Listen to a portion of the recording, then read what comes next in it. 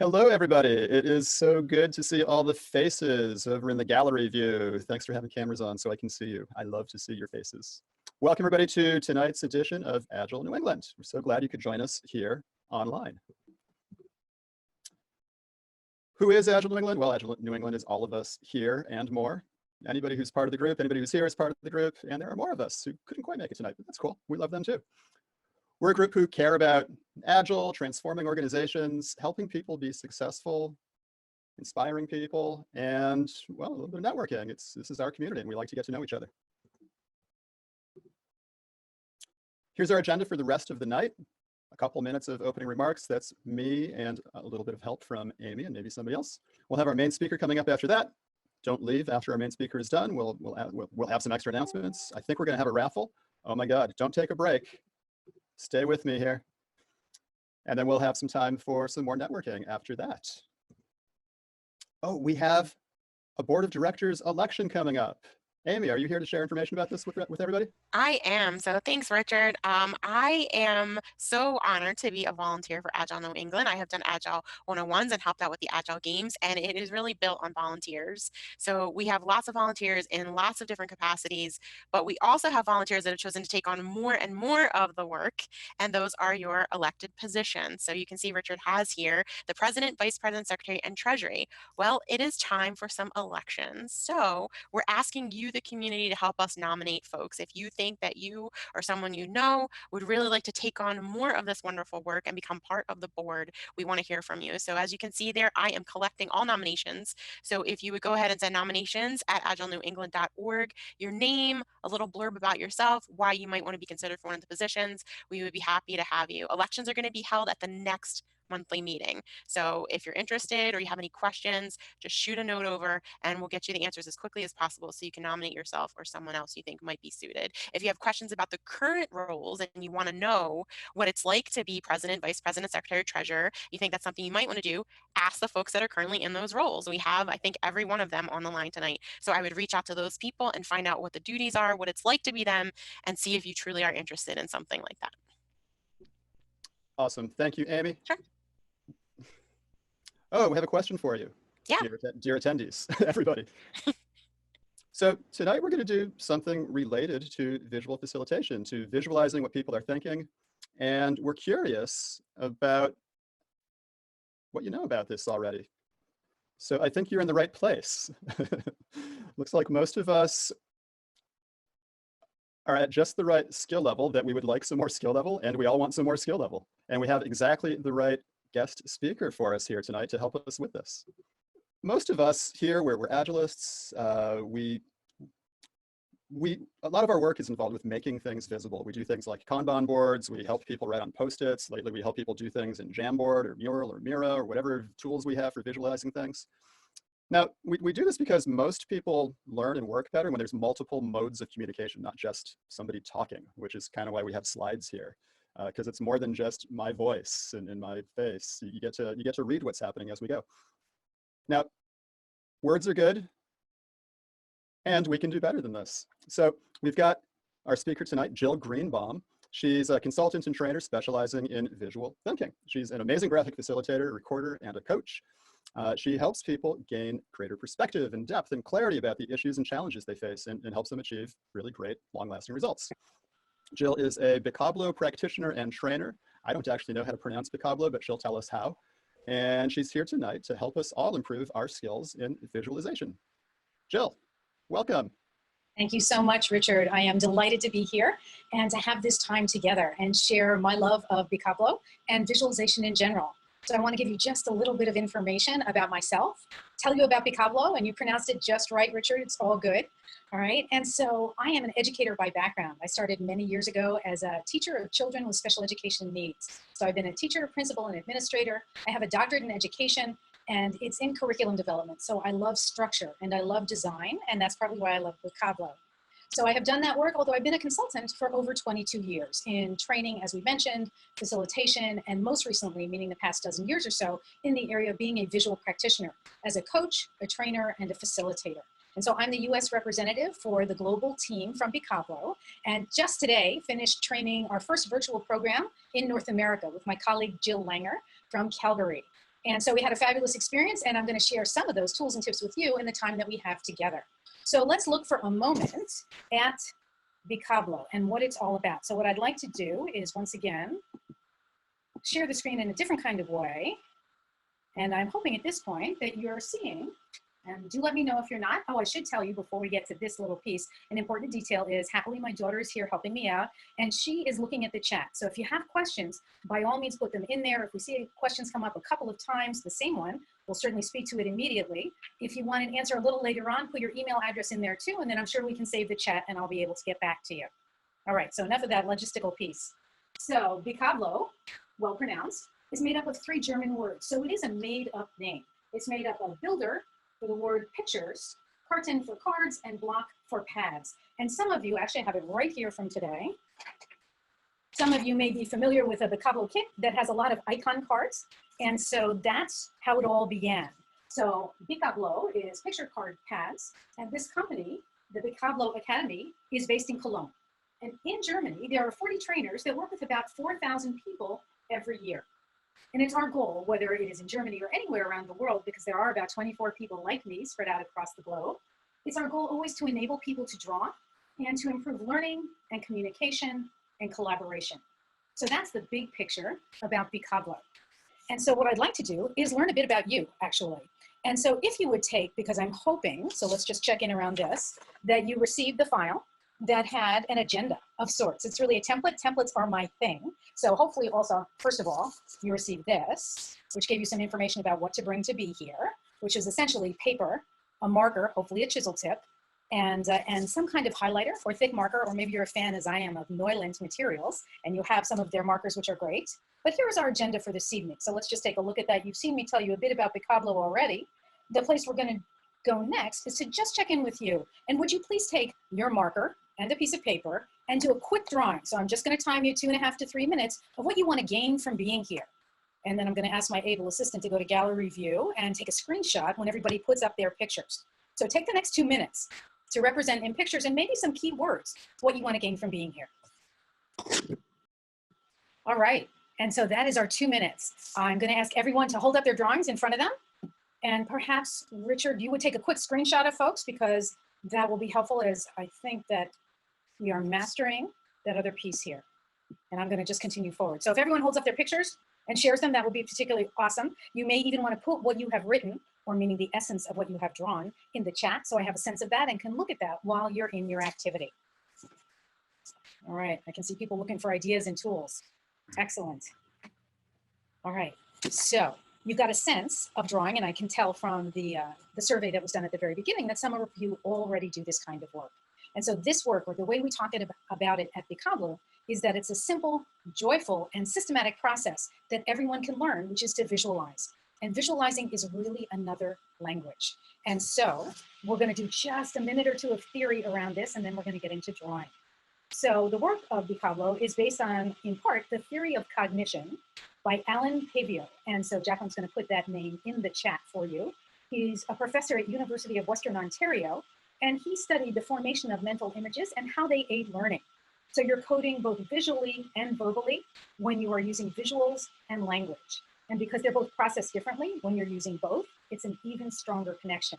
And of course, as a special educator, I know this very well, because we always work with kids through seeing, hearing, and doing, and it was a stronger experience for everyone, all right? And so now what we're gonna do is a bit of learning. So I'm gonna ask you to take a fresh piece of paper, and also I'd like you to take that marker, and we're gonna look at some possibilities here. So let's start by looking at some containers. And I'm guessing that some of these are familiar to you, that you've used them before. So we're gonna look at a few of these, and then we're gonna start to draw them, and I'll give you some of the tips, the tools and tips from Vocablo. So here are our containers, and we can see that we have rectangles, not toast, right? So nice crisp edges as opposed to soft ones. We have different ways for making speech bubbles depending upon how much time we have to draw in the meeting or what we're doing. Our thought bubbles, other ways of representing speech or text, more containers around text, pieces of paper, arrows showing processes. And so that is one piece around containers. Let's do another.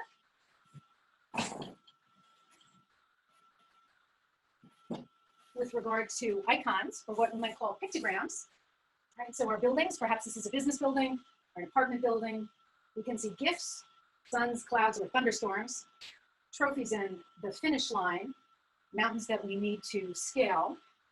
And here we have a few animals, magnifying glass, stopwatch, and here is really the key to thinking about Pictograms. So I'm guessing that some of you have probably seen the books that have all the icons. In addition, you might have Martin's book, which is Thinking with the Pen. And Thinking with the Pen talks about UZMO, or UZMO, meaning that these basic letters that we use all the time are often the basis for what we're doing when we're drawing. All right, and so what we want to learn to do is pick apart what we see in front of us to learn how to draw it, paying attention to size, sequence, and proportion. And we'll talk about that a little more in a moment. But as you can see in this light bulb, it's a great example of using UZMO. So U is your light bulb base.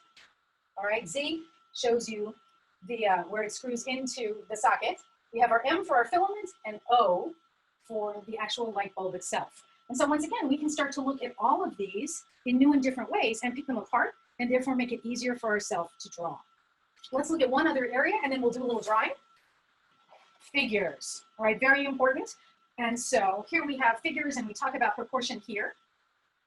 All right, so our figures, people moving, groups of people, relationships, we can see all of these things. And then we're also using graphic elements in the work that we do. So showing processes, which I know is important in the work that you do, or in a variety of ways, and talking about change and growth. So let's start to do a little drawing. All right, so of course, in a vocabulary program, we're gonna label everything we do. And in our world, we put our title up at the top, but we start with the words and not the container, right? Because otherwise it could be like that plan ahead sign, right? We get squished at the end. All right, so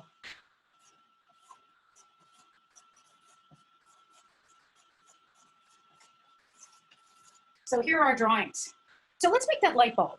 And I have to tell you, even though I talk about UZMO, meaning UZMO, I don't draw it in that order. Because one of the things I've learned is if I'm struggling with something, if I start one way and I struggle, I need to do it a different way. So if I start with U and go to Z, M, and then O, we don't get a light bulb. So the way I do it is starting with O. So here we go, we're talking. So here's O. Right, when I draw my circles, so this is something for you to think about if circles are a challenge, because I think they're tough. All right, I always start at 12 o'clock, and I go counterclockwise, because that's what's easiest for me. So think about that in your work. Here's our U. We add a Z and an M. All right, so there's our UZMO.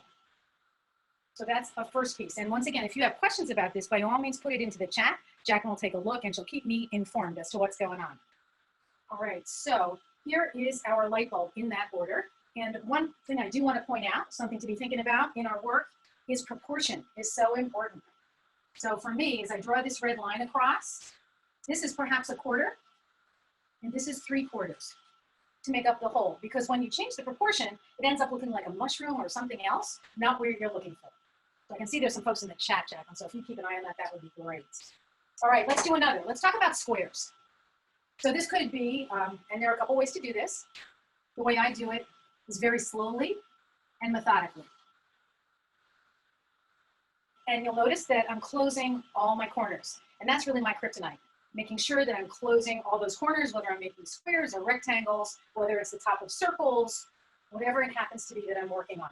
So what we're not doing is all one stroke that ends up looking like your morning toast, right? We're not doing that. We're being really careful. So that's a good example, and we might turn that into a gift.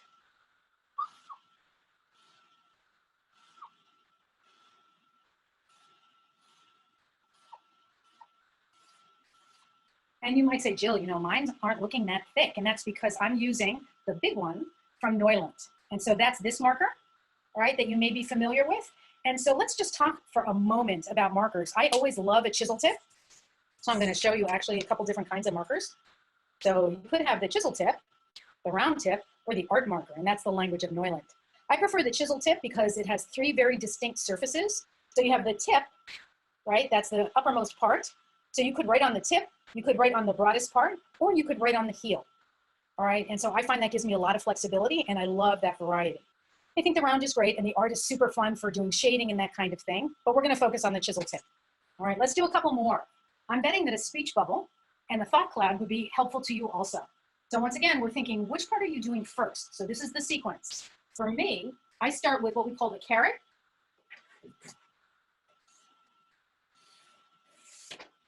And then I go to the circle. And actually, that's even a little big, so I'm going to do this.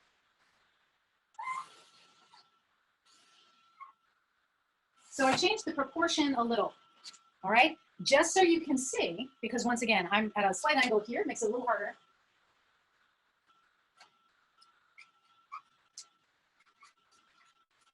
We're at about 1/4 and 3/4.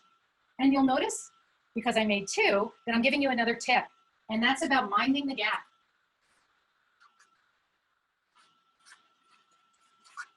Whenever anything's overlapping, we don't draw a line right up against it. We make sure that we leave a gap. All right, I'm going to do just a couple more things. Let's see. A thought cloud.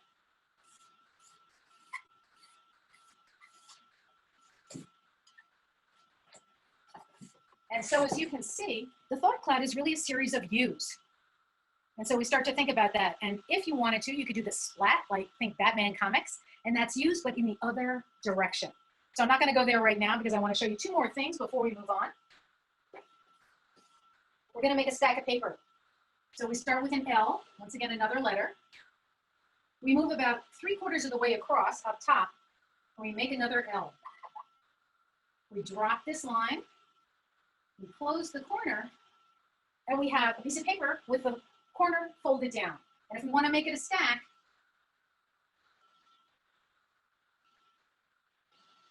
we do this. And you'll notice that we have some perspective there, and so we have a line, right?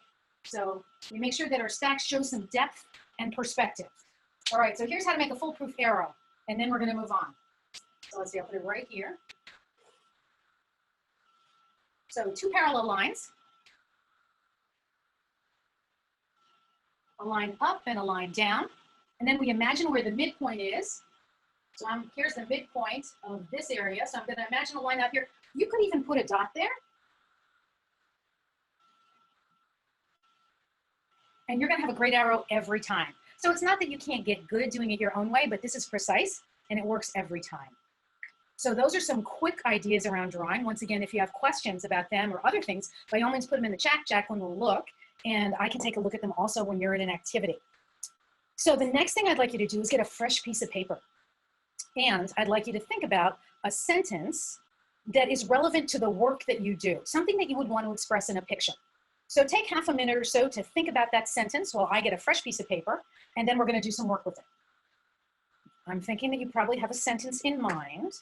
I'm going to give you an example of a sentence, and that might be, we need to change our thinking.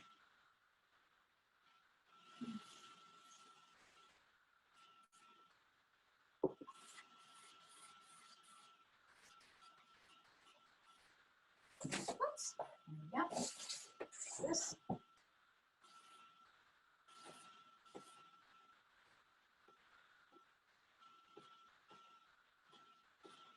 All right, so we're all having a thought.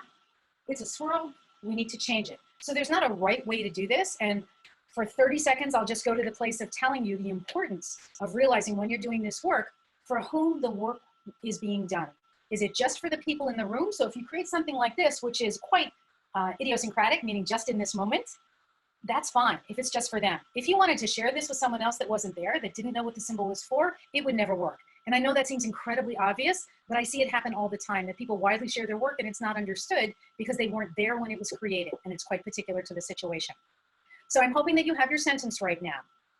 And so would you do some kind of either applause or thumbs up or give a wave? And then perhaps I'll get a read from maybe Jacqueline and Richard both about whether people are in a good place and ready to move on to their next piece. All right, and so I know you only are seeing the beginning of the exercise, but I will tell you more of it. And let's see. So for our next exercise, you're going to be broken into trios. So that's the plan.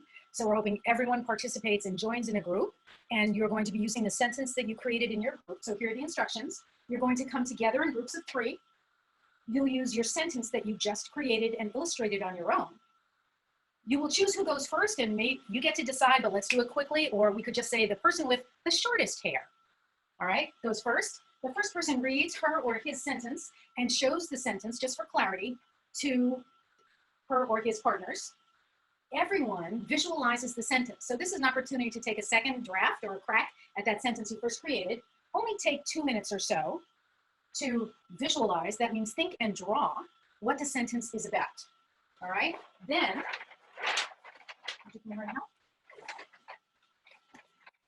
thank you. Let's look it up.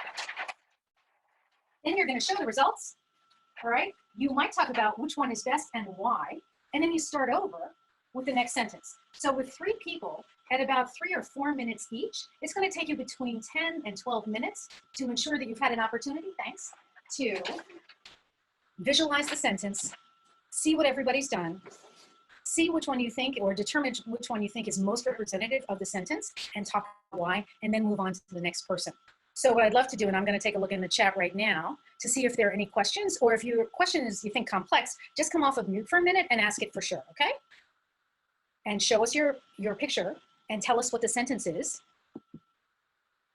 And maybe a couple of folks will try and draw that and share that. Well, I'm not a great drawer, but here's my picture. Okay. And it's Bill and Bob throwing the ball at a playground or a baseball diamond. Everybody see that? Yes, and certainly if you go to speaker view, you can see that. Hold it up just a little more. It's small, it's small. Okay, great. Absolutely. So we certainly get it. Yeah, yeah. And that's really the key, right? Yeah. Because for our brains, quite honestly, they're so advanced that if things are close to representing what they're supposed to, we really get it, because we know that, right? A smiley face is usually 2 dots and a U. We know. Nice, thank And then you. here's the mound. Here's the pitching mound over here. Got it. Fantastic. Thanks, Jim, for coming off of mute. All right. And so what I'd love to do is hear from people in the chat about what that experience was like. That was fun. Glad to hear it, Rebecca. Terrific. Really, really fun. Thank you. You're welcome. So what was fun about it? Can I ask that question, or is that going too deep?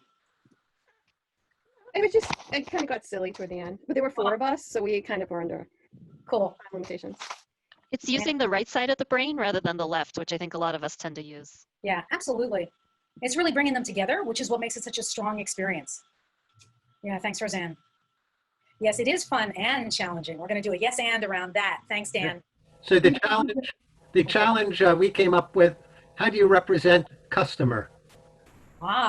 Well, it depends. I mean, if you think perhaps the customer is king or queen, you might have a crown on your customer, right? You might also do just the figure, as I showed you before in the example, and write the word customer underneath, right? So you might literally label some of these to show the difference. Thanks for asking, David. Yeah, I think it was. Go ahead. I think it was great to see a different perspective from what you imagined with the diagram. So I was there with Marcel, and I love the idea she drew for my sentence.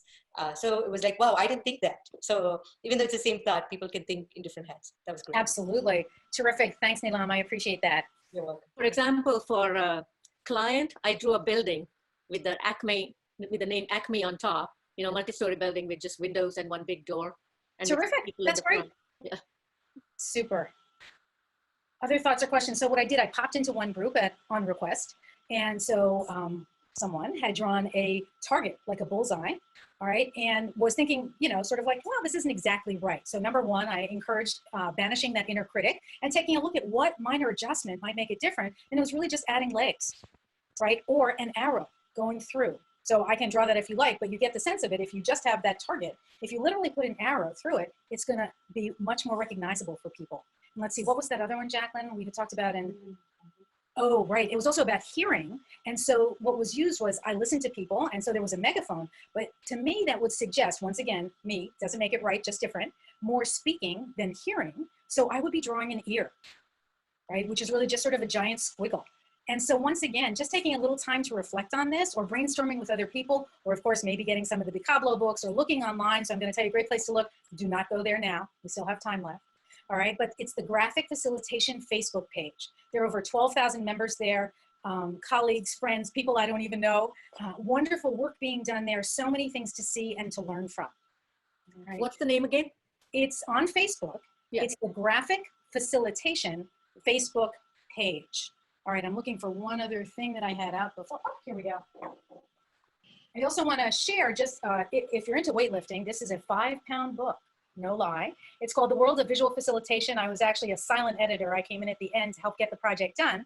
But this book is full of more than 50 authors from around the world, more than 80 articles, and you don't have to buy the 5-pound or the 2.2 kilo version of this book. It's definitely downloadable, which might be the way to go. What I really like about it is that you have multiple authors talking about the same topic from a variety of perspectives.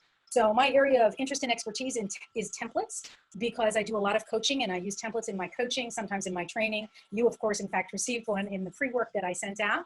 And so I wrote a chapter in here on templates, but so did 2 of my colleagues. And so I think it's so cool that we're addressing the same issue from a variety of perspectives so people can see it differently. I wanted to interject. One of the things that occurred to me is that there are some symbols that are relatively common, but a lot of times within the team, there's a specific vocabulary. So it's not as hard as one might think if you know the other people in the team as to what will jog them to associate a given graphic with a given meme. Absolutely, Ari. And so I would suggest, and I spoke at the Scrum Alliance conference, the Global Scrum Gathering to be exact, my apologies. Haven't thought about it in a while, but it was just a little over a year ago. And I was there and did some sessions in Austin before the conference, and then went to the conference and presented there. And some folks got together at the conference to brainstorm ideas and create a symbolary or a visual dictionary that would be relevant to their work as Agile coaches and Scrum Masters. So I heartily suggest getting in touch with your colleagues, and finding some time over Zoom at this point to create the symbolary that works for you. So that's really important. And so one of the things, and we've just touched the surface here in terms of Picablo, we really just worked with the black marker. We didn't do any of the shading, and there's so many different ways to shade and to use color. There are all kinds of ideas. And actually, as I was saying just before, I just came off with my friend Jill Langer from Calgary of completing the first virtual Picablo basic training in North America. We really believe in being hands-on and with people, and that's not possible now. So we brought it virtual. It was a fabulous experience. We're doing it again in June, and we'll continue to do it during this time. When things get better and change, whenever that may be in North America, we'll certainly go back to some in-person work, but it was a really fun and interesting experience and stretched us in ways that we hadn't imagined. We were using all kinds of new tools and thinking about our work differently. So it was super exciting, and I invite you to connect with me on LinkedIn and find out some of the resources or articles that I put up there that are of interest, and definitely go to the Picablo site. There's some interviews there, and Martin, one of the founders, writes great articles on a regular basis. So there's a lot of good information out there and opportunities to expand your skills. And so I'd encourage you, if you have questions that haven't been answered, please put them in the chat, put your email address. We'll be sure before we close out of this to save the chat so that I can get back to each of you. And if there is some technological problem, which could happen, you know where to find me. My name is my website, and on LinkedIn, I'm Jill R. Greenbaum. And so let's see, I'm looking at, I have, I think, about another 2 minutes. So I'm just gonna take a quick peek at the chat. And I saw David was asking about, what about graphical visualization a la Edward Tufted? What about it? Tell me what you mean by the question. Well, I've certainly seen people have graphs, and I see these lovely images, and it looks nice, and I realize what they had was a simple line graph, and they made it quite jazzed up. So how can I make my line graph look like those works of visual art? Well, I would say that you need to look at some of the sources that do that. And so Jacqueline will put this woman's name in the chat now. It's Nancy Duarte. That's D-U-A-R-T-E. And she has written books about it. She does all kinds of work and TED Talks around the visual presentation of material, as does Gar Reynolds. It's not so much lines and graphs, although it is about presentation of materials. And certainly there are a number of TED Talks that will show you people that are doing that kind of work. We're really, as Richard was talking about at the very beginning, stepping away from the more generally used ways of representing things in terms of line graphs or charts, and really taking it into the visual thinking piece of combining pictures and words. So they're very complementary. So one isn't better than another. It really depends on what your purpose is and what you're comfortable stretching into. Thanks for asking and talking about that, David. All right, I think that we are just about at 8:05. I want to respect the time and also hand it back over to Richard, if I am not mistaken. I mean, I'm always happy. I could wax on for a very long time, and yet I think it is time for us to move on. So Richard, what are you thinking? Well, are there any other questions or comments from the audience? Is there any other short tip Jill could share? Does anybody have any questions or comments? Is there a short tip? Absolutely. So Jacqueline's just telling me there was a piece here about how to facilitate remotely. And, you know, that is a big question. There's a lot of information out there now. What I'd want to do is know more about what that means to you and what your capabilities are, meaning what materials and tools and resources are you comfortable with. So certainly get in touch with me, shoot me an email. We can set up a quick time to talk on Zoom, or if you have colleagues that you know within Agile New England or elsewhere that would like to talk about the same thing, I'm certainly happy to set aside some time and do that because it is a big topic. I will tell you though, here's a tip. I love Miro. So that's M-I-R-O. Not mural. So mural's okay. Don't get me wrong. I'm not putting anybody down. I'm just saying that when I had a choice of which way to go, and I started to look at the environments and how easy they were to use, not just for me, but for the people in my training, because we just for the first time ever entered that world in Vocablo, and we have boards for every single activity that we created. People are uploading their own work. We'll share them with everybody at the end. It's been an awesome experience. And so I continue to learn as I go. I'm happy to share what I know. I would also be looking on that graphic facilitation Facebook page, do some research within that page itself before you ask a question to the group, because it's deep and it's been there a long time. So my other tip would be look far and wide in terms of who's out there, what are they doing, what do you like about their style, how does it work for you? I've trained with a number of different people. What I like about Vocablo is that it's simple and structured, and you can go from not knowing how to hold the pen to do a straight, crisp line to being able to do a layout that anyone can understand, all right, in one day, or in this case, virtually, in 4 sessions over 2 days. And so find out what suits you best and go there. And if I can be helpful, let me know. I'd be happy to. So Richard, I'm thinking that might be the tip. Once again, I'm mindful of what you want to accomplish in the time that's remaining. I guess the only other piece would be to ask for your feedback in the group chat. So I'd love to hear what you liked and what you learned. And if you're curious about other things or you have some constructive feedback, I'm always happy to hear it. Thank you. Thank you, Jill. I think we have time for, like, let's say 2 more questions from the audience, if that's okay with you, Jill. Of course, absolutely. I'm just trying to be on my best behavior, Richard. And people typed a number of questions into chat. You could pick one. Jocelyn could pick one for you. Absolutely. Well, and I'm happy to pick one, or I'm happy to have somebody come off of mute and tell me, go ahead. What works well in meetings? Okay, when do visual presentations work well in meetings is one of those questions. And I will tell you that since 1999, when I started drawing, and it wasn't with Christina Merkley, she's the first one I really studied with full time. That was several years later, but I use it in everything I do. I'm a trainer. I'm an instructional designer, so I design templates for the trainings that I'm using. When I'm up in front of the room, I use it. When I'm facilitating, I give collateral in advance. They use it during the session, and it can be a follow-up.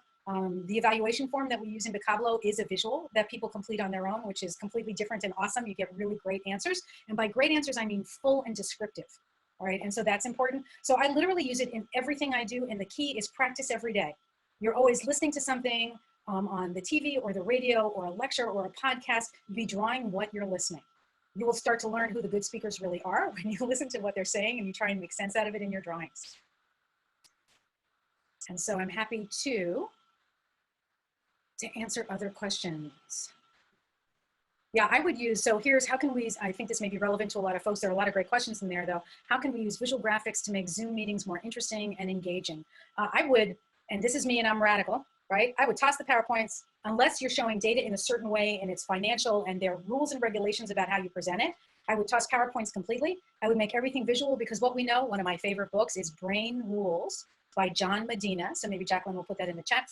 And what we know from John Medina's work is that our brains process visuals more quickly and remember them better than words, right? So in a word, every single letter is a picture. It takes longer to process. It may be lightning fast, but it's even easier when it's just an image. So I'd be going for images and keywords. And I'm a huge fan, which we didn't talk about at all because this is not the time, but I work on the iPad all the time with Procreate and I'm working there. And that's the agenda that I gave you came from there, right? I have to tell you though, I find it takes way more time because my perfectionistic self comes out when I'm using that tool. And so I'll do it again and again and again until it's just the way I want it.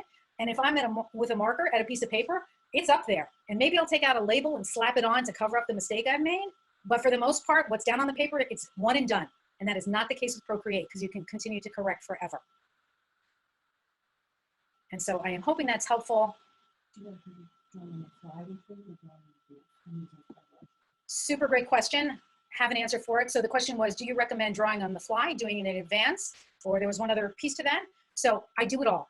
There are things that I prepare in advance because I want to save time and I don't need them to see me drawing it. And there's other capture that I want to do from the group's conversations, discussions, and decisions. And that's when I'm doing it on the fly. So I'm always going to have an agenda in advance that has a lot of white space so people will write into it and be engaged themselves. I'm going to have some things that are ready when I walk in, as you saw me do here, right, with Pictograms and what it's all about and the instructions for the activity. And I'm also going to do work with people as I did here. All right. Thank you, Jill. You're welcome. Thank you, Jacqueline. I mispronounced your name before. I'm sorry about that. We're going to wrap up now. If you have more questions, type them into chat. If Jill has time, she'll answer them in chat, or make sure you put them on the feedback form. Jill's going to take a look at the feedback form, and if you write a question there, she'll be sure to get back to you. Let's see, somebody wrote in the chat, this hour went by so fast. Thank you, and it did, because it was so much fun. Jill, thank you very much. Ladies and gentlemen, a round of applause for Jill. This is where you hear everybody applauding and clapping loudly and wildly and spontaneously. Woo-hoo! Thank you so much. It was my pleasure.